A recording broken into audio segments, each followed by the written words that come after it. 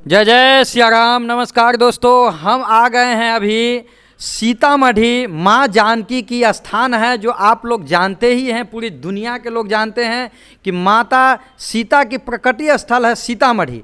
और सीतामढ़ी से मात्र 15 किलोमीटर की दूरी पर बोधायनसर है जो बनगांव के अंतर्गत ये जगह आता है। और ये बहुत ही पुराना स्थान है।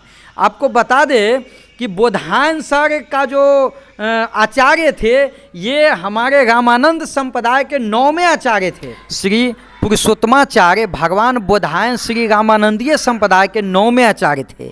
और ये आचार्य परंपरा कैसे चली जो आपको बता दूं, ये प्रथम थे प्रभु श्री राम, द्वितीय जनक नंदिनी माता सीता थी और तृतीय संकट मोचन हनुमान जी थे। इसी तरह चौथे आचार्य थे श्री ब्रह्मा जी, उसके बाद श्री वशिष्ठ जी, श्री पराशर मुनि, श्री व्यास मुनि, श्री सुखदेव मुनि क्रमशः उनके पूर्व के आचार्यों में शामिल थे।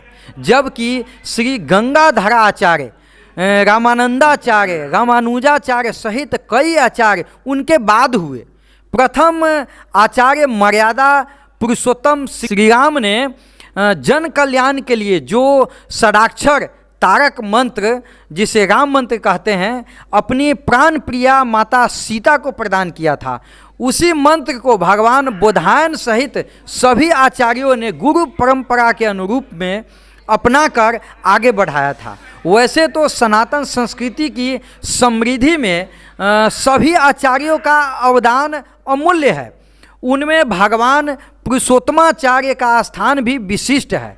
विद्वानों की प्रार्थना पर विधि निषेध के संबंध में उन्होंने बोधायन स्मृति, बोधायन धर्म सूत्र, बोधायन गृह सूत्र, बोधायन सौत्र सूत्र, पितृमेध सूत्र आदि ग्रंथों की रचना की थी। उनके द्वारा बहुत सारे ग्रंथ की रचना हुई और दुर्भाग्यवश ये पुस्तकें अब अनुपलब्ध है, अभी नहीं मिल सकता है। लेकिन देश विभाजन से पूर्व पाकिस्तान के लाहौर के पुस्तक विक्रेता मेहर चंद लक्ष्मण दास के पुस्तकालय में ये पुस्तकें उपलब्ध थी, क्योंकि पुस्तकालय के सूची पत्र में इन ग्रंथों का उल्लेख किया गया था।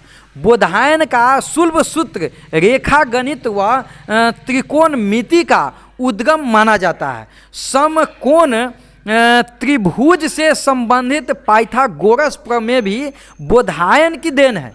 इसका उपयोग वास्तुशास्त्र, सिविल अभियांत्रिकी, अंतरिक्ष विज्ञान आदि में किया जाता है। सुलभ सबसे प्राचीन सूत्र माना जाता है। इसका रचना काल 1200 से 800 ईसा पूर्व माना गया है।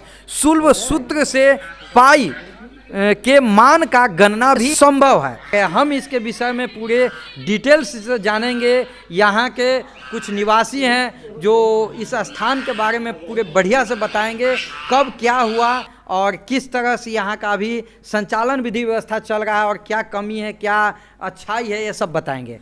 हम इस बीच में सर जी हैं अंजनी कुमार सिंह। अंजनी सर जी से हम बात करेंगे कि यहाँ जो स्थान का जो आचार्य थे वो आचार्य कब आया, स्थापना कब हुआ, इस सारे बात जैसे सर जी बताएंगे। सर जी थोड़ा डिटेल्स में जानकारी दीजिए। जय सिया राम। इस मंदिर की स्थापना 1958 में हुआ था। मंदिर के संस्थापक सार्वभौम वासुदेवाचार्य जी थे जो इसी गांव के रहने वाले थे और काशी हिंदू विश्वविद्यालय में वे संस्कृत के प्रचार्य थे। उनको दर्शन शास्त्र में भी काफ़ी रुचि थी। दर्शन शास्त्र में वे सर्वपल्ली राधाकृष्णन के समकक्ष थे। दोनों के बीच अच्छे संबंध थे। उन दोनों आदमी के बीच में सर्वपल्ली राधाकृष्णन और सार्वभौम वासुदेवाचार्य जी के मध्य दर्शन शास्त्र पर आपस में बातचीत होती रहती थी। उन्हीं के प्रयास से इस मंदिर की स्थापना की गई थी। मंदिर की स्थापना के लिए शतायु संत देवराहा बाबा यहाँ आए थे, इस गांव में आए थे। उनका चरण इस गांव में पड़ा था और उनके कर कमलों से इस मंदिर की आधारशिला रखी गई थी। उसके बाद मंदिर की स्थापना से कई साल पूर्व जो बगल में पवित्र तालाब है उसकी खुदाई भी हो चुकी थी।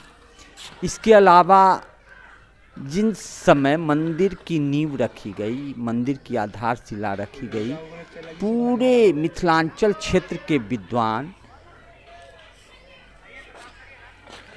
दरभंगा महाराज से लेकर आपको जानकी मठ के महंत से लेकर इस क्षेत्र के जितने संत महात्मा और विद्वान लोग थे उस अवसर पर इस गांव में आए थे। बात है कि सब बगल में जो पोखर है उसमें देश के जितने भी पवित्र नदियां हैं सभी का जल लाकर इसमें रखा गया है। ऐसी मान्यता है कि इसमें स्नान करने से जो पुण्य गंगा, जमुना, सरस्वती, दामोदर, सरजू में स्नान करने का जो फल मिलता है वही फल इस पोखर में स्नान करने से भी मिल जाता है। इसलिए इस गांव के अधिकांश लोग इस पोखर में स्नान करके पुण्य के भागी बनते हैं। और गुरुजी एक बात बताइए, जब ये सार्वभौम में देवाचार्य जो यहाँ आए हुए थे और मंदिर का जैसे यहाँ पर स्थापना करके उसके बाद यहाँ का विधि व्यवस्था जो किए, उनके बारे में बताइए कि वो किस तरह के संत थे, वो क्या करते थे। जी, सार्वभौम वासुदेवाचार्य जी का जन्म इसी गांव में हुआ था। इसी गांव के वे वासी थे। आज भी उनके परिजन लोग इस गांव में रहते हैं और वे बचपन में ही घर का त्याग कर अयोध्या चले गए थे। वहाँ उन्होंने संस्कृत सहित दर्शन शास्त्र का अध्ययन किया और संस्कृत के तो प्रकांड विद्वान थे। काशी हिंदू विश्वविद्यालय में संस्कृत के प्राध्यापक बने थे और उन्हीं के प्रयास से इस मंदिर की नींव रखी गई थी और वो काफ़ी विद्वान थे। उनके विषय में बहुत सारी चर्चाएं आती है, लेकिन इतना ज़रूर है कि दक्षिण भारत में जब इस मंदिर के लिए दक्षिण भारतीयों का कहना था कि भगवान बोधायन दक्षिण भारतीय थे, जबकि इनका मानना था कि भगवान बोधायन का जन्म मिथिलांचल यानी कि मिथिलांचल क्षेत्र के बनगांव गोट में हुआ था और दोनों क्षेत्र के विद्वानों में आपस में काफ़ी शास्त्रार्थ हुआ था और उस शास्त्रार्थ में दक्षिण के विद्वानों को पराजित कर सार्वभौम वासुदेवाचार्य ने इस बात को प्रमाणित किया कि इस मंदिर की स्थापना इसी गांव में होगी, क्योंकि सार्वभौम बोधायन भगवान का जन्म भी इसी गांव में हुआ है। उनकी जन्मभूमि, उनकी कर्मभूमि सब कुछ बनगांव गोठी है। रचना किए हुए हैं, कौन कौन से पुस्तक का रचना किए हुए हैं? देखिए, सबसे महत्वपूर्ण बात है कि गणित के क्षेत्र में उनका बहुत बड़ा योगदान है। पाई की गणना पाई बराबर 22/7, 22/7 का दशमलव में वैल्यू होता है 3.14। यह वैल्यू उनके शुल्ब सूत्र से निकाला गया है। और चलिए दूसरी, पाइथागोरस थ्योरम। पाइथागोरस से बहुत पहले, हजारों वर्ष पहले उन्होंने इस पर अपना प्रमेय दिया था। अपना समकोण त्रिभुज में कर्ण का वर्ग दो भुजाओं के वर्गों के योग के बराबर होता है। उससे पहले, पाइथागोरस से कई वर्ष पहले उन्होंने इस बात को प्रमाणित किया था, लेकिन उनके बाद में पाइथागोरस ने उसको आधार बनाकर अपना एक प्रमेय बनाया जो आज भी दुनिया में प्रसिद्ध है। पाइथागोरस प्रमेय को बोधायन प्रमेय भी कहा जाता है।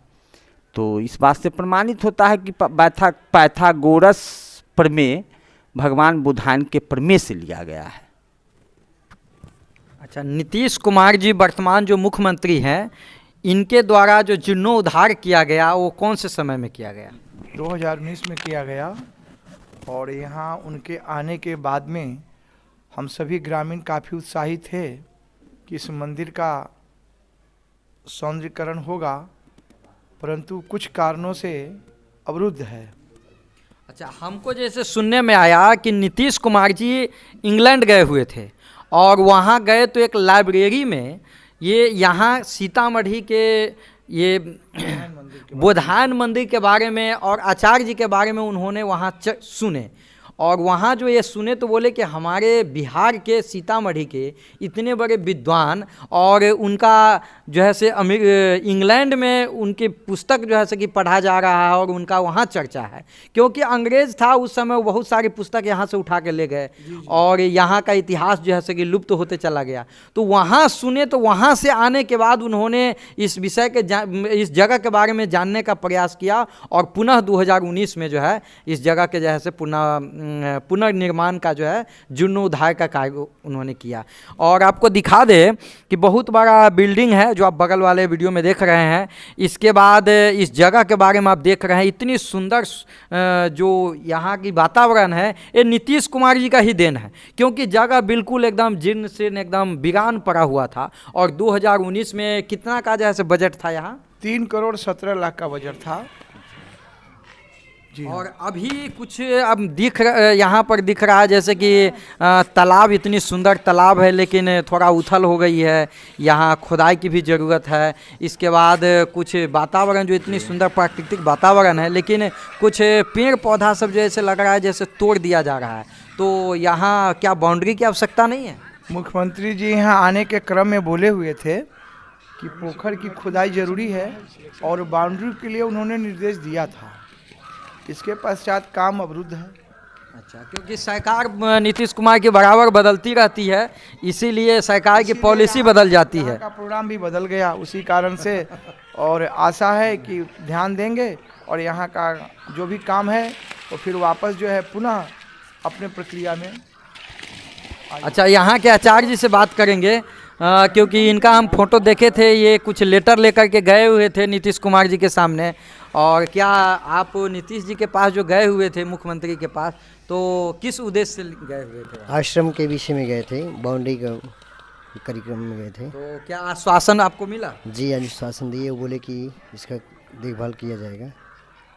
उनके जो सेक्रेटरी थे उनको दिए थे। अब आपको इनके बारे में बता दूं कि ये शिवराम दास जी है और 2019 से यहाँ रह रहे हैं। बहुत सुंदर पुजारी हैं, महंत भी समझिए कि यही हैं, क्योंकि सारा यहाँ का देख रेख यही करते हैं।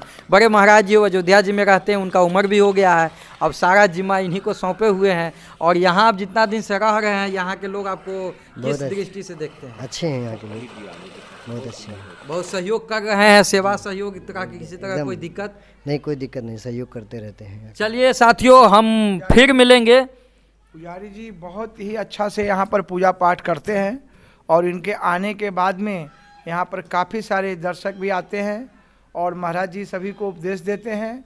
पुजारी जी हमारे बहुत अच्छे हैं और इसी तरह हमारे ग्रामीणों का सहयोग इनको मिलता रहता है, बहुत बढ़िया है। और नियमित पूजा पाठ भी यहाँ चल रहा है। आप देख रहे हैं यहाँ का वातावरण कितना सुंदर, कितना पवित्र है। साथियों, ये बोधायन सर है, यहाँ जरूर आप विजिट करने आइए। बहुत ही पुराना जगह है और बहुत पवित्र जगह है। आप आइएगा, यहाँ काफ़ी जगह है, यहाँ शादी विवाह भी होता है, बहुत बढ़िया व्यवस्था है यहाँ ठहरने का। शादी विवाह भी होता है, जनेऊ कार्यक्रम भी होता है, आप उत्सव वगैरह भी यहाँ मना सकते हैं। और ये ज़्यादा दूर नहीं है, सीतामढ़ी जंक्शन से मात्र 15 किलोमीटर की दूरी पर है। और बाजपट्टी जो टावर चौक है, रामफल मंडल टावर चौक, वहाँ से मात्र 2 किलोमीटर की दूरी पर है। बाजपट्टी स्टेशन भी नज़दीक में ही है और यहाँ से बाजपट्टी स्टेशन भी नज़दीक में है, 1 किलोमीटर की दूरी पर स्थित है। और गांव के लोग भी हैं जो बहुत एकदम एक्टिव रहते हैं। यहाँ के लोगों को काफ़ी सहयोग रहता है इस मंदिर के लेकर के, और किसी तरह की कोई दिक्कत नहीं है। चलिए साथियों, फिर हम मिलेंगे अगले वीडियो में। इस वीडियो आप सभी देखने के बाद कैसा लगा जरूर अपनी राय दीजिएगा। तब तक के लिए नमस्कार। जय श्री